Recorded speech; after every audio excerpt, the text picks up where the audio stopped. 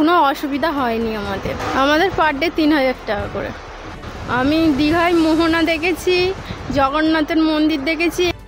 আমি 3 দিনের জন্য বেড়াতে এসেছি। আমারও বেরিয়ে খুব ভালো লেগেছে। আমি একজন ব্যাটারি মিস্ত্রি, ব্যাটারি আমার ইনভার্টার এইসব কাজবাজ। যারা ভিডিও দেখছো লাইক শেয়ার কমেন্ট করে দিও।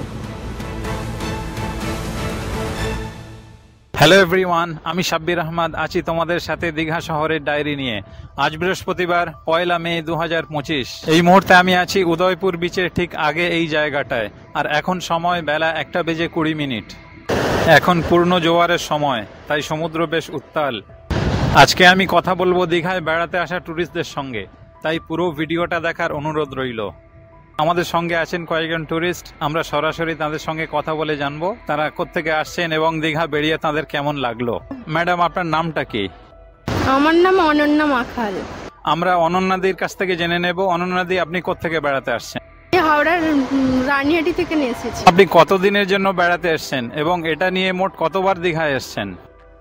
আমি 3 দিনের জন্য বেড়াতে এসেছি। এটাই ফার্স্ট টাইমই এসেছি। দীঘায় এ পর্যন্ত আপনি কি কি দেখেছেন এবং কবে চলে যাবেন? কাল চলে যাব। আমি দীঘায় মোহনা দেখেছি, জগন্নাথের মন্দির দেখেছি। আমরা জানি দীঘা জগন্নাথ মন্দিরের উদ্বোধনী অনুষ্ঠান গতকাল শেষ হয়ে গেছে এবং আমাদের মুখ্যমন্ত্রী মমতা ব্যানার্জি এই উদ্বোধনী অনুষ্ঠানের প্রধান অতিথি ছিলেন। তো এই অনুষ্ঠানকে কেন্দ্র করে দীঘায় প্রচুর ট্যুরিস্টের ভিড় হয়েছে।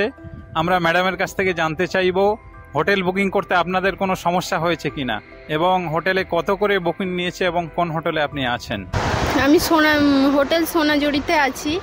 আমরা অনলাইনে বুকিং করেছিলাম, কোনো অসুবিধা হয়নি আমাদের পার ডে 3000 টাকা করে।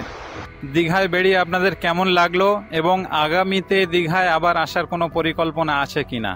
আবার আসবো, খুবই মজা হয়েছে, আনন্দ হয়েছে, আবার আসার চেষ্টা করব। ম্যাডাম, আপনি কি করেন? স্টুডেন্ট না হাউস ওয়াইফ না কোনো কাজের সঙ্গে যুক্ত আছেন? হাউস ওয়াইফ, আমি কোনো কাজের সঙ্গে যুক্ত নেই। আপনার সঙ্গে কথা বলে আমাদের খুব ভালো লাগলো। আপনার বেড়ানো শুভ হোক। আমারও বেরিয়ে খুব ভালো লেগেছে। আপনারাও আসবেন, চ্যানেল সাবস্ক্রাইব করবেন এবং সবাইকে আনন্দ উপভোগ দেবেন। দাদা, আপনার নামটা একটু বলবেন? দস্তগীর আনসারি আমার নাম আছে। আমরা দাদার কাছ থেকে জেনে নেব দাদা কোত্থেকে আসছেন। আমি ঝাড়খণ্ড থেকে এসেছি, গিরিডি জেলা।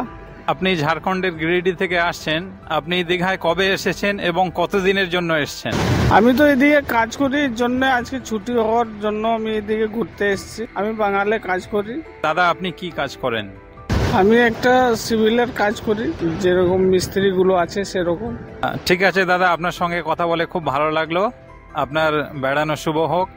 আমারও আপনার সঙ্গে মিলে কথা বলে ভালো লাগলো। আমাদের সঙ্গে আছেন আরেকজন ট্যুরিস্ট, আমরা চলে যাব তার কাছে। স্যার, আপনার নামটা একটু বলবেন? রাজ রয়। আমরা রাজদার কাছ থেকে জেনে নেব রাজদা কোথা থেকে আসছেন। বাড়ি বারাইপুর থেকে এসেছি আমরা দীঘাতে। আমরা জানি আমাদের এই প্রিয় মাতৃভূমিতে বিভিন্ন কর্মক্ষেত্রের মানুষের বসবাস। আমি যেমন একজন ইউটিউবে ভিডিও করি, আর এটাই আমার পেশা। আমরা রাজদার কাছ থেকে জানতে চাইব, রাজদা আপনি কি কাজ করেন বা আপনি কোন পেশার সঙ্গে যুক্ত? আমি একজন ব্যাটারি মিস্ত্রি, ব্যাটারি আমার ইনভার্টার এইসব কাজবাজ। এটা নিয়ে মোট কতবার দীঘায় বেড়াতে এসেছেন আর দীঘায় বেরিয়ে আপনার কেমন লাগলো আমাদের দর্শকদের উদ্দেশ্যে একটু বলুন। এই প্রথমবার, খুবই ভালো লাগলো, খুবই ভালো জায়গা। রাজদার কাছ থেকে আরেকটা বিষয় জেনে নেব, ভবিষ্যতে আবার কখনো দীঘায় বেড়াতে আসার প্ল্যান আছে কিনা? আবার কবে কি সময় হবে তখন দেখা যাবে। Thank you so much Rajda, তোমার সঙ্গে কথা বলে খুব ভালো লাগলো। যারা ভিডিও দেখছো লাইক শেয়ার কমেন্ট করে দিও। ঠিক আছে, থ্যাংক ইউ। বন্ধুরা, কেমন লাগলো তোমাদের আজকের এই ভিডিও জানাতে ভুলবে না কমেন্ট বক্সে। দীঘায় বেড়াতে আসা ট্যুরিস্টদের আরো ইন্টারভিউ এর ভিডিও আসতে চলেছে আমাদের এই ইউটিউব চ্যানেলে, তাই আমাদের চ্যানেলটি সাবস্ক্রাইব করে নিতে ভুলবে না। ভিডিওটা ভালো লাগলে একটা লাইক করে বন্ধুদের সঙ্গে শেয়ার করে দিও। আজকের ভিডিও তাহলে এখানেই শেষ করছি। এতক্ষণ আমার সঙ্গে থাকার জন্য সবাইকে থ্যাংক ইউ। সবাই ভালো থাকবেন, সুস্থ থাকবেন।